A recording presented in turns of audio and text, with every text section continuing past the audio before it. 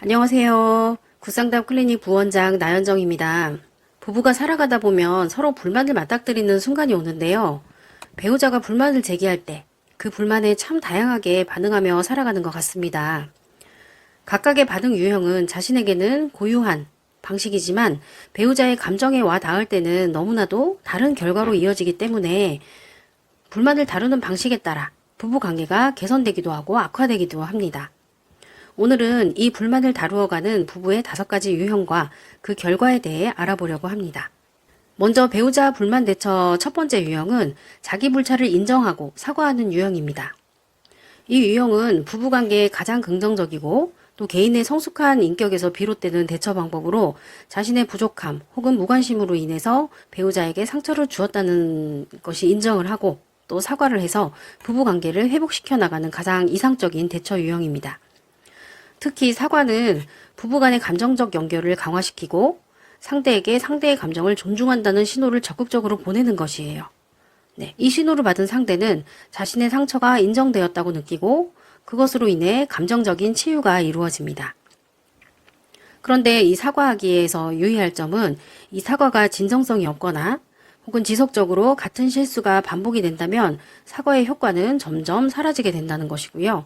그렇기 때문에 이 사과가 말로만 끝나는 것이 아니라 재발을 방지하겠다는 다짐이나 각서 이런 것들이 뒤따라야 합니다.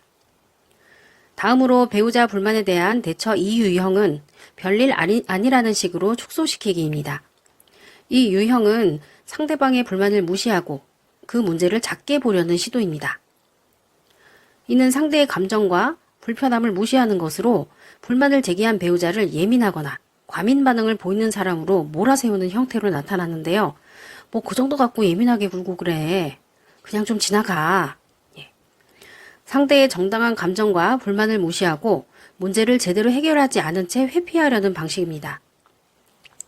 이런 태도는 상대로 하여금 자신의 감정과 생각이 무시당했다고 느끼게 만들고 결과적으로는 화와 좌절감이 증폭돼서 더 큰 소리로 불만을 표출하게 만들기도 합니다. 이런 방식은 부부간의 신뢰를 무너뜨리고 결국 더 큰 갈등을 불러일으킨다는 것입니다. 다음으로 배우자 불만 대처 세 번째 유형은 불만으로 역공격하기예요. 상대가 불만을 제기할 때 그럼 너는 뭘 잘하는데 잔소리야 하고 상대방의 불만에 대해 즉각적으로 공격하는 대응을 하는 것입니다.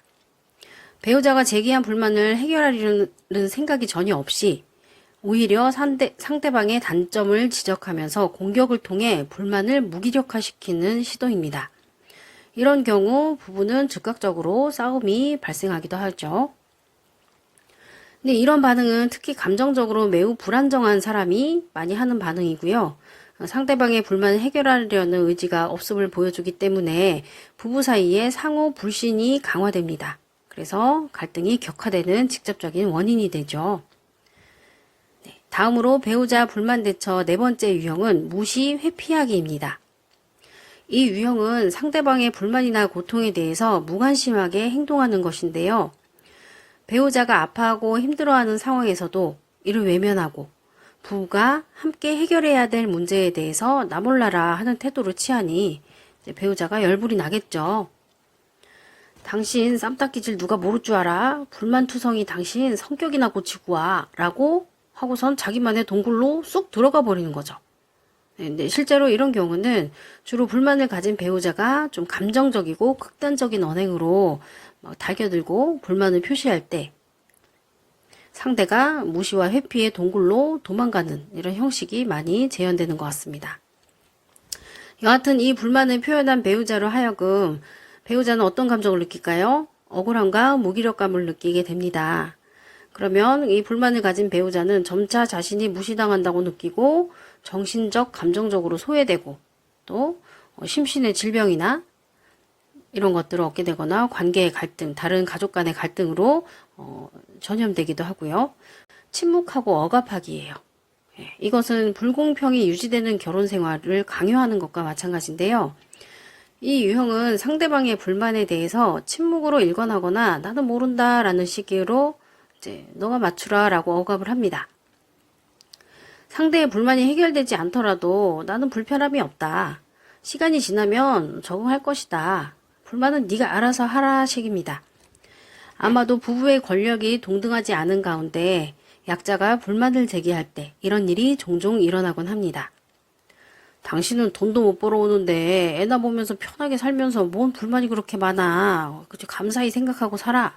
라고 어떤 무언의 메시지를 주면 상대방은 자신의 의견이 존중받지 못한다고 느끼고 자존심도 엄청 상하겠죠. 그래서 이 불평등한 관계에서 노력하며 살아야 되나? 라는 무기력과 회의, 또 반감을 느끼게 됩니다.